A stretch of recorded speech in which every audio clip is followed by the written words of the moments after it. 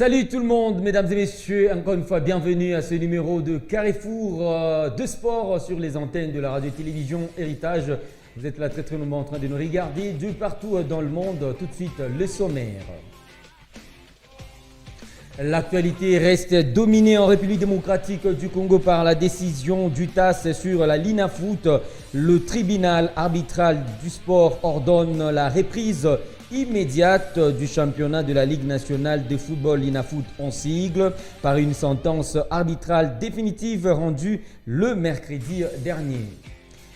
Mercato, toujours en République démocratique du Congo, Diakana Marzouk, un monstre qui a signé avec 3 clubs différents. Sociétaire de DSMP, le joueur Diakana Marzouk officiel est sujet d'une polémique depuis le mercredi dernier sur les réseaux sociaux après avoir signé officiellement avec l'AS Vita Club de Kinshasa. Plusieurs révélations viennent d'être étalées sur la place publique.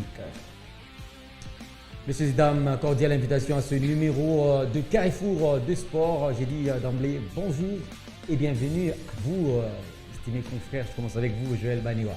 Bonjour Marc Lemba, bonjour également à Jean-Claude Sefou, bonjour surtout à ces fidèles téléspectateurs qui ne cessent de partager ces moments de sport ensemble avec nous.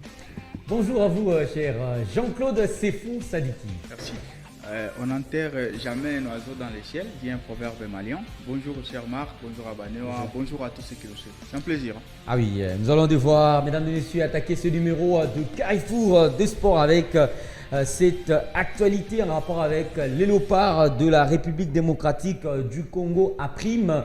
C'est l'eau de joueurs qui se prépare déjà du côté de Kinshasa, capitale de la République démocratique du Congo, à marge de la prochaine compétition africaine. Il s'agit là du championnat d'Afrique de nations CHAN en sigle. Je présente ici justement la présentation de cette liste de présélectionnés avant d'ailleurs le mini-stage de l'Algérie, parce que déjà ils ont commencé le premier mini-stage du côté de Kinshasa.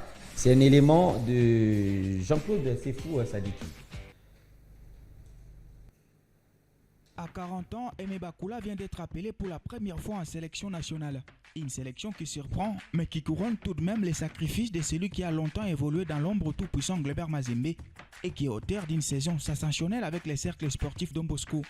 Pour le reste de la liste, Otis Ngoma s'est rabattu sur les équipes ayant fait une saison marquante, pour la plupart très jeunes, piochés au FC Les Aigles du Congo, champion de la Ligue nationale de football, de l'Académie de football Ange Vert, du FC Saint-Éloi Lupopo, tout-puissant Glebert Mazembe ou encore Maniema Union. Dans les bois, Aimé Bakula sera accompagné de Bridel Efongue de Maniema Union et de Jackson Lunanga du DSMP. 12 défenseurs dont le capitaine et champion de la Ligue nationale de football, Elton Kayembe. On y trouve aussi les noms déjà connus.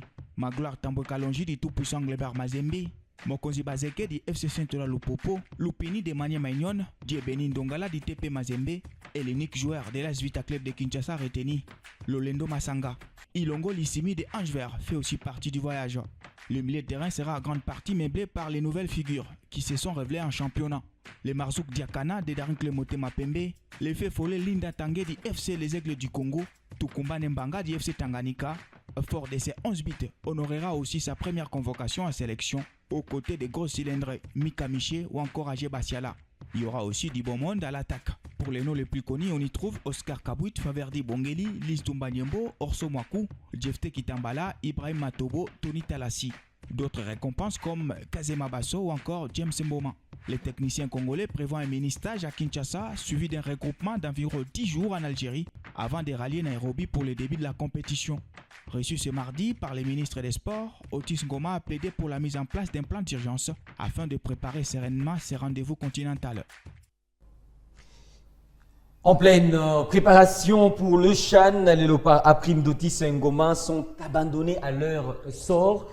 Joël Banewa, toujours en attente de prise en charge du côté de Kinshasa. Oui, il y a beaucoup de rumeurs qui circulent sur la toile et voilà, il y a certaines d'entre elles qui sont confirmées et ça sort justement de ce mini-stage.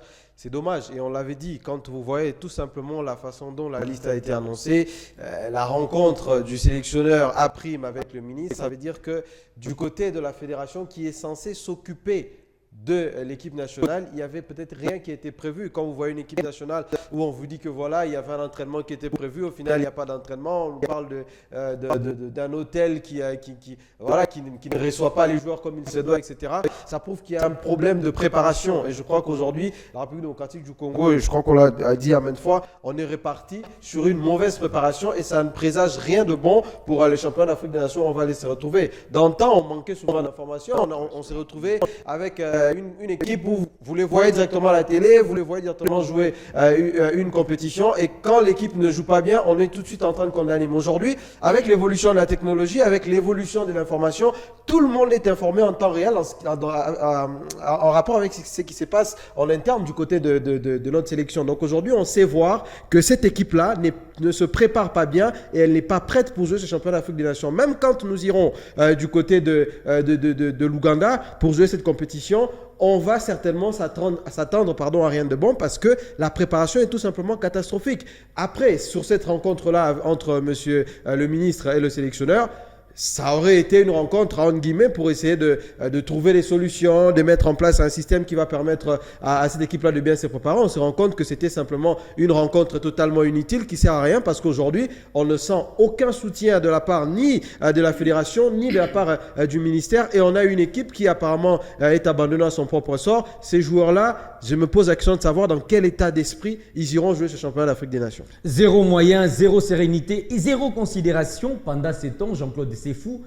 Le gouvernement congolais, via le ministère des Sports, dépense des millions de dollars pour, je ne sais pas, une visibilité du côté de l'Europe par rapport avec les points touristiques.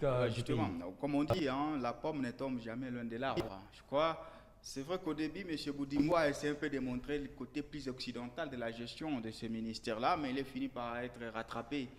Ce qui est décrit aujourd'hui a été décrit depuis Claude Leroy. Donc c'est une chanson qu'on connaît, mais on espérait qu'avec lui ça va changer. Ça veut dire qu'il ne braque les projecteurs que là où il y a peut-être, désolé, je mets entre guillemets ses intérêts, puisqu'apparemment avec la sélection des sabres, il s'est investi un peu trop, alors qu'ici il n'y a peut-être pas d'intérêt. Mais moi ce que je fustige déjà, c'est le fait que les sélectionneurs avaient sauté un peu les Conors ou bien la FECOFA pour aller les voir. Puisque ça, normalement, ça devait être aux Conors de pouvoir établir un canevas de préparation de son équipe. Puisque l'équipe, avant d'être d'abord notre équipe, pour tous les Congolais, c'est d'abord l'équipe du Conor. C'est le Conor qui doit dire, on a un champ à préparer au mois d'août, qu'est-ce qu'il faut pour avoir une bonne préparation? On a un championnat national qui a fini le 27 juin, alors on a peut-être 2 semaines de vacances. Comme ça, à partir de l'autre semaine des mois de juillet, on commence la préparation. On appelle monsieur le sélectionneur, imaginons qu'il était un expatrié, on devait déjà le dire, tu dois être à Kinshasa à telle date, on saisit le ministère des Sports. J'ai comme l'impression que toutes ces étapes n'ont pas été faites et le sélectionneur s'est réveillé un jour, il s'est dit, mais attention, il y a 2 semaines, qu'est-ce qu'il faut? Je dois au ministre des Sports, le ministre des Sports, il laquelle ils vont peaufiner un plan. J'ai aussi l'impression, c'est comme si M. Boudimboua puisse s'intéresser au stage d'Algérie qu'à ce séjour à Kinshasa. Oui. Ça veut dire que si aujourd'hui on dit on devait aller en Algérie, tout serait payé. Tu ne peux pas atterrir dans un pays étranger sans autant payer. Donc le fait qu'il y ait un premier campement à Kinshasa a fait qu'il y ait un peu un désintéressement du côté du ministre des Sports, ce qui est déplorable. Moi je déplore. Pourquoi? Parce que là on parle de la nation. On parle de l'équipe nationale. Et surtout que nous sommes plus attendus, puisque quand la RDC joue un CHAN, elle ne joue pas comme le Kenya va les jouer. Donc c'est vraiment avec un peu plus beaucoup de pression et tout. Ce qui est là, c'est un théâtre qu'on connaît, mais c'est déplorable que ça se fasse toujours en 2025 avec tous les savoirs qu'on connaît au ministère des Sports. Moi, je ne sais pas si c'est le ministre qui a tort, je ne sais pas s'il a été saisi en retard, mais je crois que quand on est ministre, on sait qu'il y a quand même une compétition continentale. Si on est bien accompagné avec une bonne équipe, on peut déjà même interpeller les animateurs. Et moi, ce qui me choque d'autant plus, on ne va pas faire la fine bouche ici, on sait que le football, c'est le sport roi. Ce genre de choses, ça se passe dans le volleyball. On peut essayer de comprendre en se disant, c'est des compétitions. Mais dans le football, tout le monde savait d'avance qu'il y aura un championnat d'Afrique des Nations à la fin de cette saison. Et j'ai comme l'impression que le ministère est surpris par cette compétition. La fédération est apparemment totalement dépassée. Donc ça prouve à suffisance qu'il y a un sérieux, une certaine légèreté au sein de notre football. Et Jean-Claude a raison de préciser dans le sens où c'est quand même l'équipe nationale. Et quand on parle d'équipe nationale, c'est une représentation de tout notre pays. Il n'y a pas d'Acquaintance, il n'y a pas de Vita Club, il n'y a pas de Mazembe, il n'y a pas de DSMP. C'est l'équipe nationale qui va aller représenter les pays. Et quand on se rend compte compte que l'équipe nationale est moins bien organisée que les Aigles du Congo, on doit s'inquiéter. Et c'est tout à fait, pour moi, logique de voir ces joueurs-là, cette équipe-là, aller dans cette compétition-là en se disant qu'on est la République démocratique du Congo. Mais c'est des athlètes, à un moment donné, ils vont se dire... Le pays ne considère pas ce que nous voyons de notre propre pays. Et vous allez vous retrouver avec des GFT à 50%, les Linda Mtanga à 50%, parce que honnêtement, ils auront envie de jouer pour leur pays, mais tant qu'il n'y a pas cet accompagnement-là, on ne va jamais réussir. La RDC a eu par le passé certaines générations qui auraient peut-être pu jouer une Coupe du Monde, qui auraient peut-être pu jouer peut-être gagner une Coupe d'Afrique des Nations. Mais c'est par justement ce manque d'organisation, ce manque de sérieux qu'on s'est retrouvé avec des joueurs qui, voilà, il avait le talent, il était peut-être au sommet de sa carrière, mais il n'a pas su tout donner pour son pays parce qu'on ne l'a pas accompagné. En filigrane aussi, on est tous d'accord que les stages du mois de janvier n'étaient pas opportuns. Oui. Et on connaît que dans la gestion, la chose la plus importante, c'est la budgétisation. Donc ça veut dire que si le budget d'Ichan a été déjà consommé au mois de janvier, le ministre est quand même dans le droit de dire, mais on avait déjà fait un stage, là on ne peut que accompagner. Donc j'ai comme l'impression que peut-être aussi, M. Boudimboua a du mal à justifier la sortie des fonds. Parce que tu ne peux pas quand même dire pour une année des stages pour une seule compétition. Je trouve peut-être, j'essaie un peu d'entrer dans le dossier, c'est comme si on a du mal à justifier les stages qui viendraient en Algérie alors qu'on a fait un, c'était du côté de l'Arabie Saoudite. Donc peut-être aussi ça, mais de toute façon là on m'a parlé du problème des repas. Ce qui est grave. Ouais, c'est ce qui est grave. Et surtout, c'était avant la première séance. Ouais, donc, et il faut rappeler aussi un autre point, l'équipe s'entraîne du côté le centre des Aigles. Non, Aigles du Congo. Les Aigles du Congo. Ouais. Pourtant, la FECOFA a un cadre approprié pour c'est pas un cadre approprié, la pelouse elle est naturelle. C'est pas un cadre approprié du côté Kouarampova. Donc, ouais, merci à Vidé Timanga pour ça. Mais si Vidé peut le prendre en charge, il est capable de le faire. Hein. On peut même se cotiser, c'est une nation. Oui, mais s'il faut le faire, il faut qu'il le dise s'ils sont capables. Nous rappelons que la RDC va jouer son premier match, ce sera le 3 août dans les après-midi devant l'équipe nationale kenyane. Nous allons changer de chapitre, mesdames et messieurs, pour parler maintenant de cette décision du TAS sur la Linafoot. Le tribunal arbitral du sport ordonne la reprise immédiate de la Ligue nationale de football qui s'est arrêtée. Rappelez-vous, c'était le mois dernier, le 27 du mois dernier. Et on attend d'abord la réaction de la part de la Ligue nationale de football qui devrait normalement publier un calendrier. Question d'abord de bien exécuter cette décision du tribunal arbitral du sport. Mais nous allons ici, mesdames et messieurs, vous présenter les quelques éléments en rapport avec cette décision. C'est dans cet élément qui porte la signature de Jean-Claude Sefou Sadiki. Voilà une décision qui ressemble bien à une bombe que le tribunal arbitral du sport largue dans l'écosystème du football congolais. Saisi le 9 juillet dernier par le TP Englebert Mazembe, qui, en contestation de la décision de la Fédération congolaise de football, imposant à la Ligue nationale de football d'arrêter le championnat avant le 27 juin. La haute juridiction sportive donne raison au géant club de Lubumbashi, qui dans son argumentation a décrié l'absence d'équité en suspendant la phase retour des playoffs.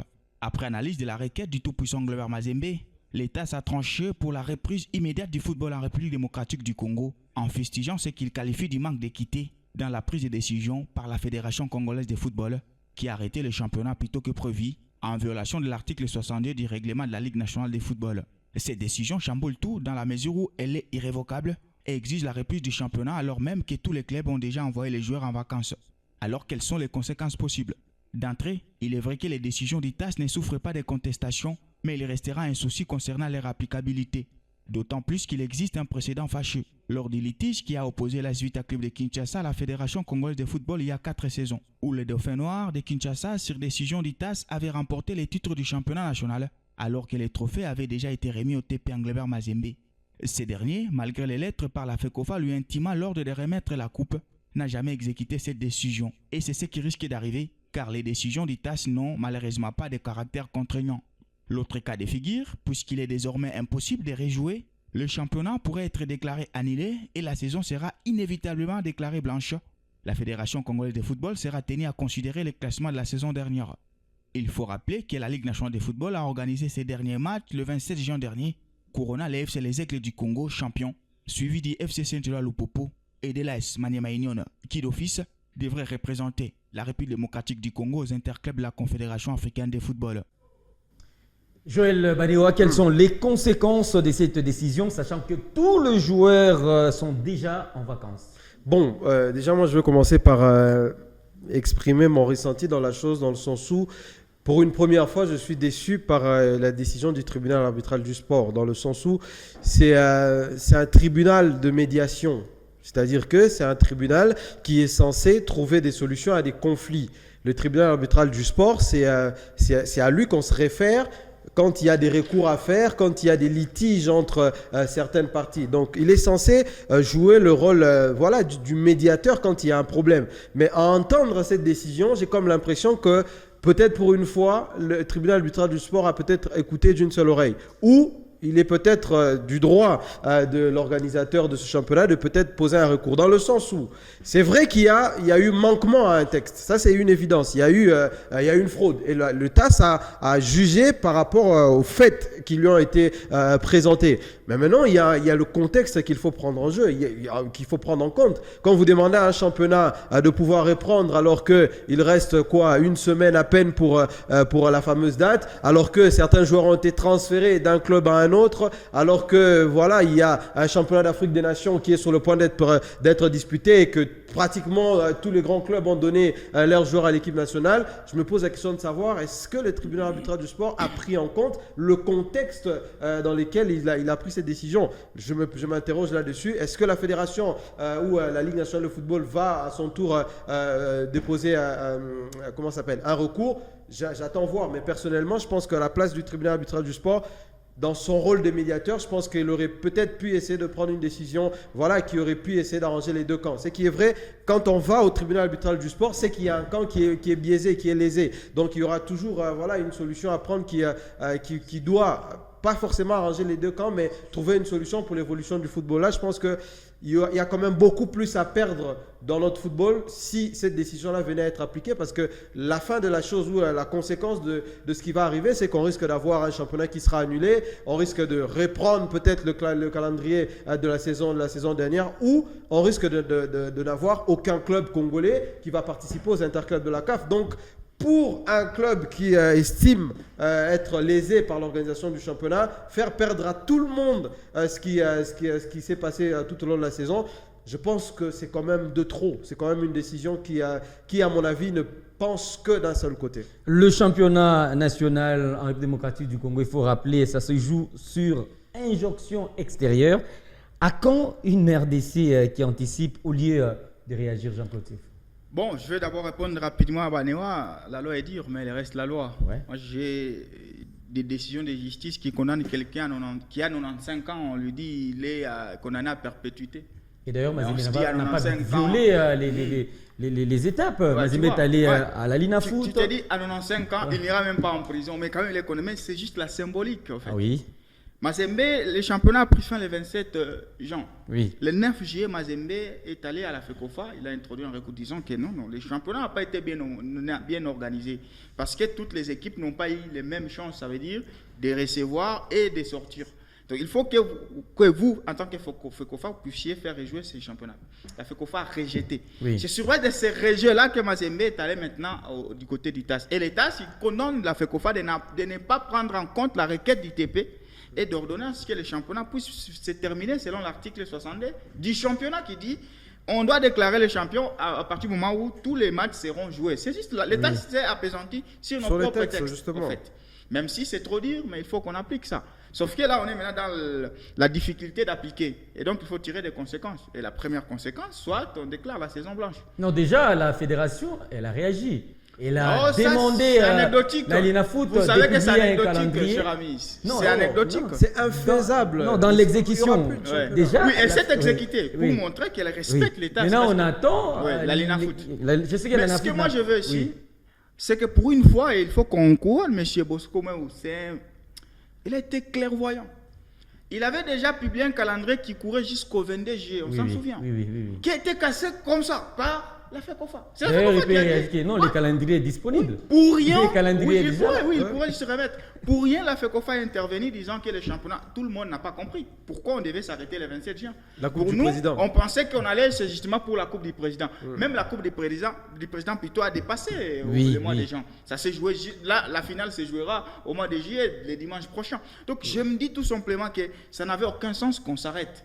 Et il faut qu'on rétablisse les choses en ordre. Et là, l'État donne tout simplement une leçon qu'en République démocratique du Congo, non seulement on avait besoin d'un comité de normalisation, on avait besoin aussi que la normalisation soit normalisée. Puisque là, c'est des problèmes sur problèmes. Là, on court un grave danger, puisque la CAFP n'est pas considéré les classements de la saison dernière et dire non, je ne prends aucun représentant démocratique du Congo. Voilà pourquoi la sortie de Omari, l'ancien président de la FECOFA, il est un tout petit peu salvatrice. Malgré il a été critiqué. Oui, non. Pour lui, il voit l'intérêt de la nation. Il voit l'intérêt de tout le monde. Il veut que tous les clubs qui ont participé puissent s'entendre, qui dégagent qui doivent les représenter. Sinon, on court un grave danger de ne pas être représenté au niveau africain. C'est là les risques. Ma préoccupation, à quand une République démocratique du Congo, à travers son sport, surtout le football, qui anticipe au lieu de réagir? Ça, c'est le problème de la décadence de niveau et des moyens. Je vais m'expliquer dans le sens où, quand vous regardez la procédure qu'a menée le tout-puissant Gloire Mazembe, c'est-à-dire que de ce côté-là, quoi qu'il en soit, c'est vrai que c'est des humains, ils ont commis quelques bourdes, mais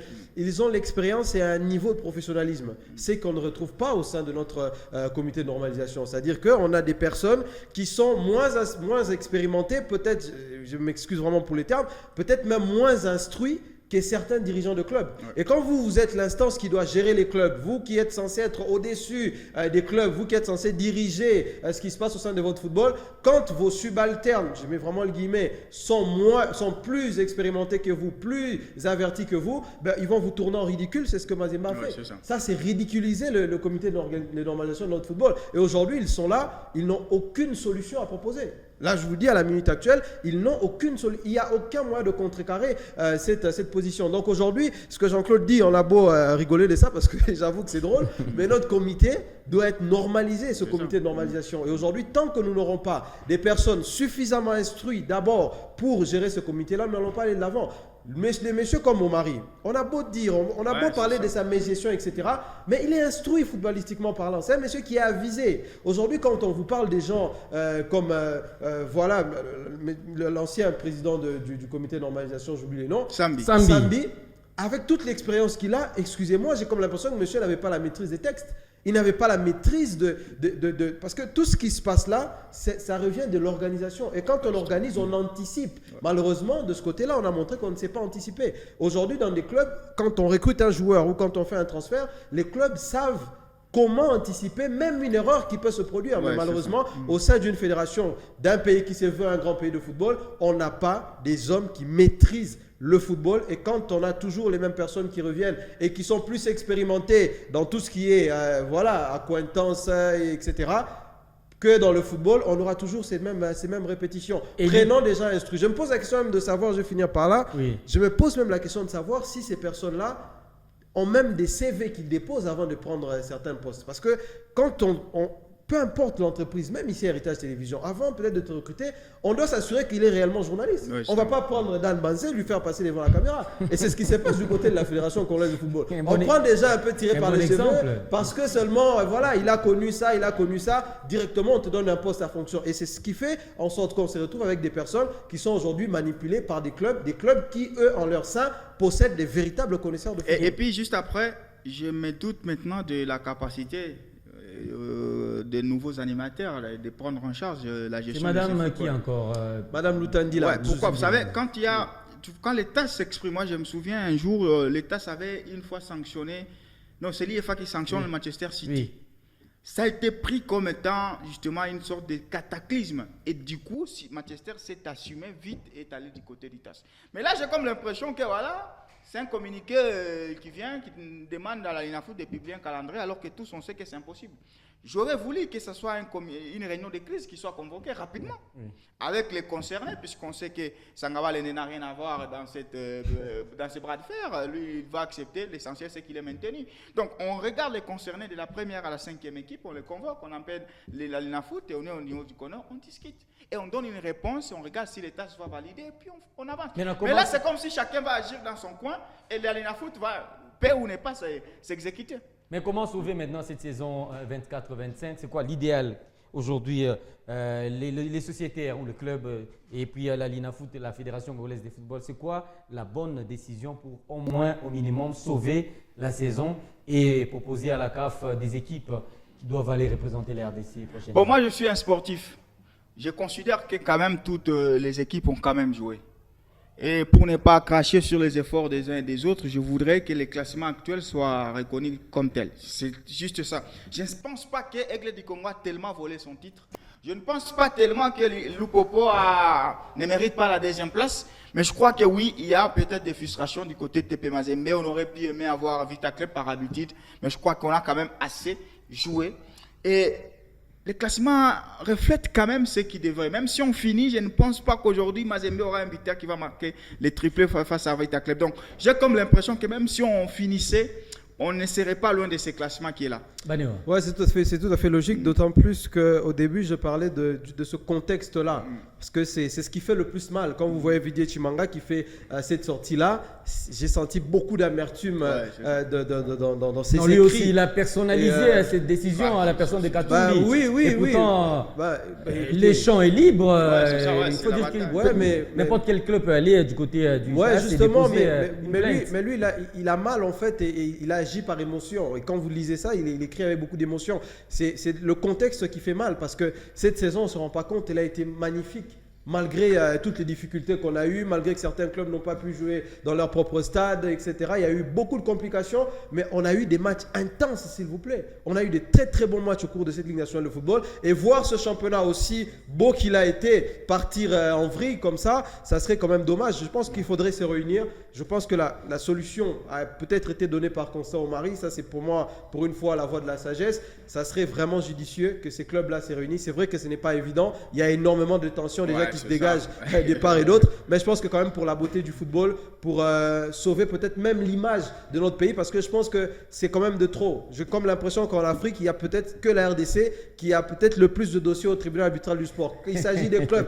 Que ce soit les clubs, que ce soit la fédération, la RDC est souvent du côté du TAS. Donc je pense que se réunir, c'est la meilleure des solutions pour essayer de sauver un petit peu le meuble, même si franchement, on a gâché, et je le redis encore une fois de plus, on a gâché cette très très belle saison qu'on avait lors de cette année. J'espère qu'à l'issue de la Coupe du Congo de football, d'ailleurs la finale c'est ce dimanche, du côté du stade des Martyrs de la Pentecôte entre Simba et MK Étanchéité, déjà le lundi ou mardi, mercredi, la Fédération congolaise de football et association via le CONOR doit nous donner les noms des équipes qui doivent aller représenter la République démocratique du Congo pour le compte de la Ligue des champions et de la Coupe de la Confédération édition 2025-2026.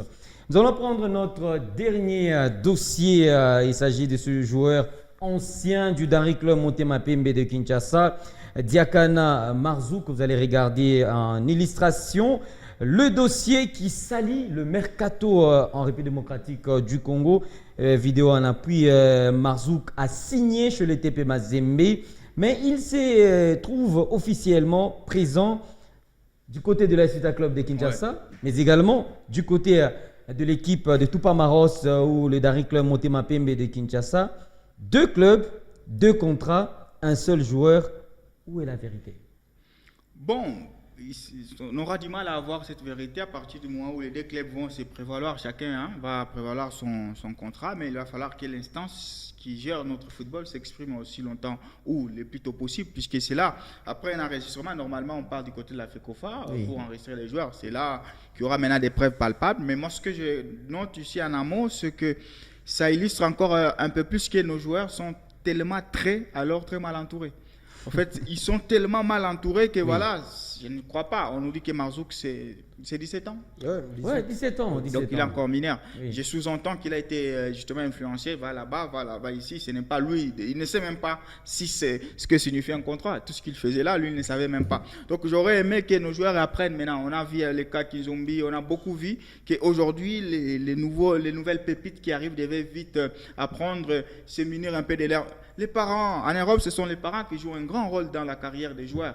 Je ne sais pas pour comment, aujourd'hui en République démocratique du Congo, on a des pépites, des Kabou, des autres, mais on voit qu'il y a des secrétaires qui sont là, on ne voit jamais un agent. Donc il va falloir que ces joueurs-là apprennent à se faire bien entourer. Ça permet à ce que votre carrière puisse être licite. Aujourd'hui, les mecs, ils risquent gros, puisque si tu as déjà bouffé pour Mazembe, rassure-toi, hein, tu vas en payer. Hein. Ouais. Si tu as bouffé pour Vita Club, tu vas en payer. Là, j'ai vu la vidéo avec Paul Kassembele. Donc tu ne peux pas dribbler 3 grands clubs de la République démocratique du Congo et sortir indemne. Il va falloir qu'il y ait des pots cassés. Là, c'est peut-être maintenant étudier l'avenir. C'est la FECOFA de pouvoir sauver vite ces joueurs-là. Je pense que s'il y a une instance qui a le pouvoir de les sauver maintenant, c'est la FECOFA. Il ne faut pas tomber dans les cas d'Endonga, là, oui, où il y a des bras de fer inutiles alors qu'on savait où est la vérité. Et avant la décision de la FECOFA, Joël Banewa, ici, c'est une mauvaise réputation en rapport avec le système de transfert congolais, parce que ce feuilleton, vraiment, c'est presque une déception et c'est honteux plutôt pour ce football. Bon, moi j'ai comme l'impression que quoi qu'il en soit, dans notre pays, il y a toujours les textes qui sont outrepassés. Je pense qu'un joueur de football, tant que la saison est en cours, et je crois que je discutais de ça tout à l'heure avec Jean-Claude, tant que la saison est en cours, il n'y a aucun club qui peut faire signer un contrat aux joueurs d'un autre club. Même discuter avec les joueurs d'un autre club, c'est interdit. Ça, on le voit sous d'autres cieux. Si on apprenait que Manchester City avait discuté avec Yamal avant que, qu'il signe du côté de City, même le Manchester City sera sanctionné. Parce qu'officiellement, c'est après la Coupe du Congo. Voilà, il faudrait. Et c'est là que moi je me pose la question de savoir. Même la fameuse image, elle date de quand? C'est là que le dossier va commencer. Et puis elle est très mal filmée. Hein.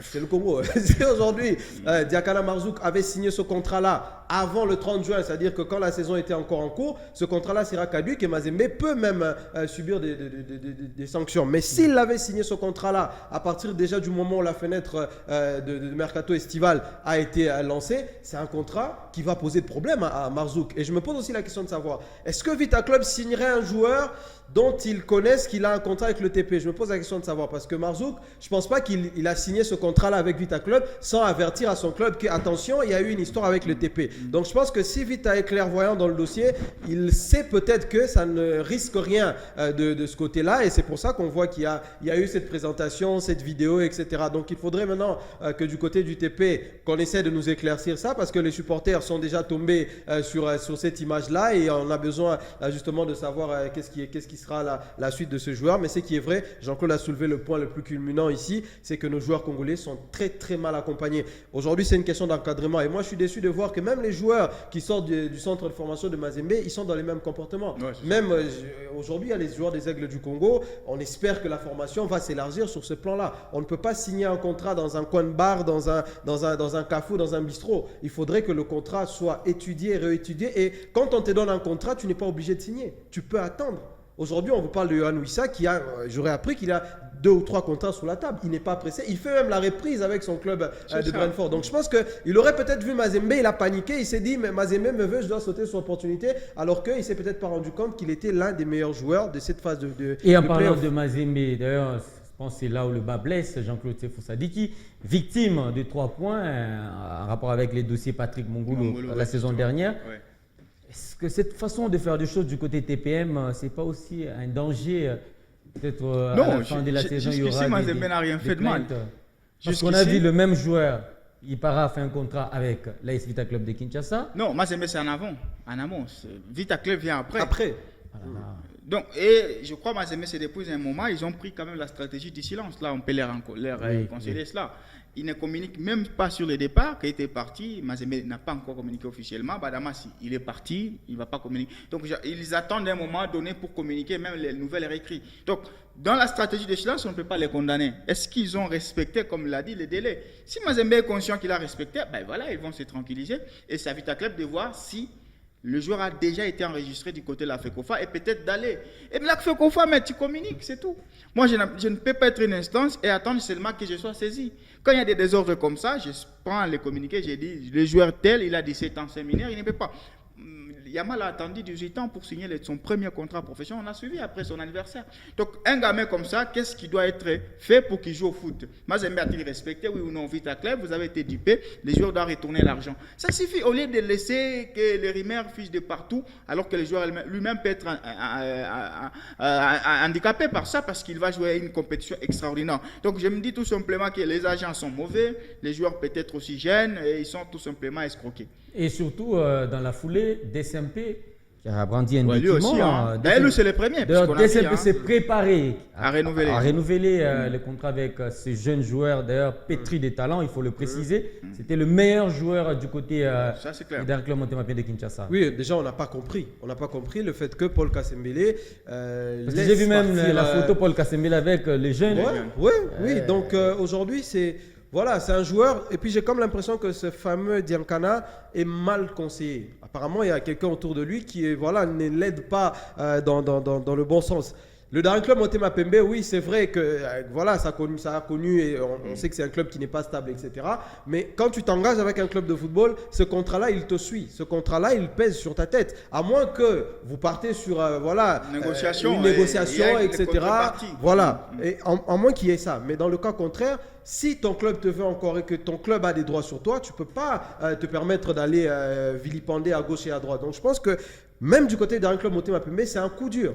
Ils le disent peut-être pas comme ça, mais perdre Marzouk comme ça, c'est un coup dur. Parce que même s'il fallait renouveler Marzouk, ça aurait été un renouvellement bénéfique pour DSMP parce qu'on peut le vendre un peu plus cher. Parce que le club qui achète doit racheter justement les années de contrat après. Donc c'est une double perte pour les derniers clubs Motema Pembe. Je ne pense pas que Kasembele, avec quand même la connaissance du football qu'il a affiché, qu'il va laisser ce joueur-là partir comme ça. Et moi, là où ça m'inquiète le plus, je me dis que Marzouk risque d'être le plus grand perdant dans cette histoire. On a vu des joueurs être sanctionnés comme ça. Zaoma tout à l'heure. Oui. On oublie, ce nom-là est resté dans la polémique, mais on oublie le bon joueur qu'il était et la marge de progression qu'il avait. C'était un joueur qui avait quand même un espoir de pouvoir faire une belle carrière. Bessala, voilà, il y a des joueurs comme ça, il y a beaucoup de joueurs, et les exemples sont légion, qui ont gâché leur carrière parce qu'ils n'ont pas pu gérer administrativement leur carrière. Donc aujourd'hui, on se retrouve dans un cas de figure où je m'inquiète plus pour Marzouk et sa façon de gérer son contrat. Il est jeune, il y a des sanctions qui peuvent tomber. On l'a vu, tout le monde peut, Jean-Claude l'a dit, le champ est libre pour le tribunal du sport. On ne badine pas avec la justice, c'est une forme d'escroquerie. Les textes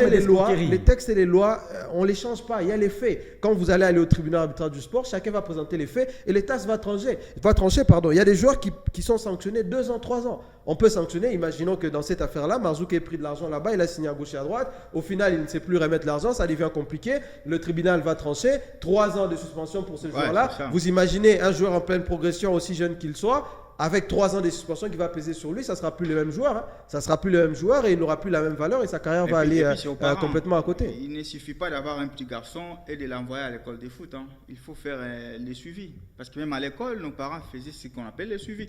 Tu ne peux pas embarquer ton enfant comme ça parce que la vidéo, il est seul. Avec quelqu'un qui est des plus compétent à ses côtés, et voilà, il ne fait que dans le noir, surtout la vidéo de Mazembe dans le noir, on devrait peut-être là on lui a dit que non, ça c'est un pré-contrat, tu t'engages juste à rester fidèle, mais tu peux. Là il a signé, mais sauf qu'il a signé sur un contrat, on ne sait pas. S'il a signé sur un contrat, sur le plan chronologique, les contrats de Mazembe viennent quand même avant celui de Vita Club. Je ne sais pas maintenant comment la FECOFA fait. Est-ce qu'il y a lieu de faire une mise à jour en rapport avec le système transfert en République démocratique du Congo? Parce que ça dérange. Non, ce qu'il faut faire, Jean-Claude, c'est les agents. Oui, Jean-Claude, aujourd'hui, on a besoin de la lumière. Mais la fédération congolaise, elle est silencieuse. Elle aime que les clubs viennent en catimini. Oui, ce que je disais. C'est le système. Oui. Et pourtant, dans un pays qui se respecte, on a besoin de cette lumière, on a besoin des précisions. C'est ce que M. Sambi, on lui a demandé de faire. Papa, là, tu vas aller, par exemple, si tu veux faire en sorte qu'il y ait des clartés dans la manière de recruter un joueur, comment il est protégé. C'est ce qu'il n'a pas fait. Malheureusement, c'est une fédération qui ne joue pas son rôle. Mais ils sont dans un système, ils savent que là, maintenant, ils vont gagner de l'argent. Oui, c'est ce qui va se passer. Ils vont donner juste la matière. Le renseignement là, c'est payant. C'est l'argent. Ils vont dire à Mazembe, faites ça. Ils vont aller là-bas, faites ça. Et ils vont bénéficier de l'argent. Moi, je me dis aujourd'hui que le système est complètement pourri. Et on ne peut pas changer. Les textes et les lois en ce qui régissent la façon dont les transferts sont faits, c'est la FIFA qui les a définis. Et je comprends pourquoi les académies en République démocratique du Congo, ils enregistrent leurs jeunes joueurs directement FIFA Connect.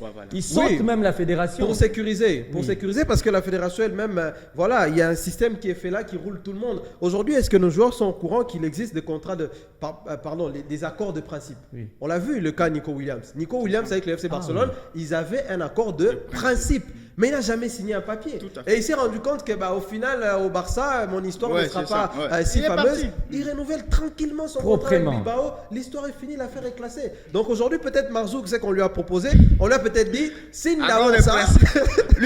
William avait fait aussi ça. William avait fait ça. Donc ça trouble nos joueurs en fait. Je pense que les joueurs doivent être mieux accompagnés, suivre peut-être des séminaires, avoir des gens autour d'eux qui les apprennent ces textes-là, parce que ces histoires-là, les fameux contrats, etc., ça existe depuis la nuit des temps. C'est seulement à nous d'être vigilants, surtout aux joueurs d'être vigilants en ce qui concerne ces On attend tous les quelques vérités du côté de la Fédération congolaise de football et association. Je sais que notre fédération est Mais ce qui est grave, c'est que voilà, on aurait dû finir le 30 juin. Oui. Là, on nous a dit la finale va se jouer dimanche, mais qu'on vide tous les dossiers avant dimanche, ça serait bien. Ça serait bien. bien. On commence la semaine prochaine avec beaucoup plus de nouvelles choses. Un dossier à suivre. Merci à vous, chers confrères. Merci Marc et merci à tout le monde. Tous mes sentiments sportifs à vous. C'était un plaisir, mesdames et messieurs, de présenter ce numéro de Carrefour de Sport. Merci à la grande équipe Herman, également Christian et Corneille. Nous allons nous retrouver, messieurs et dames, le week-end prochain. Ciao, au revoir.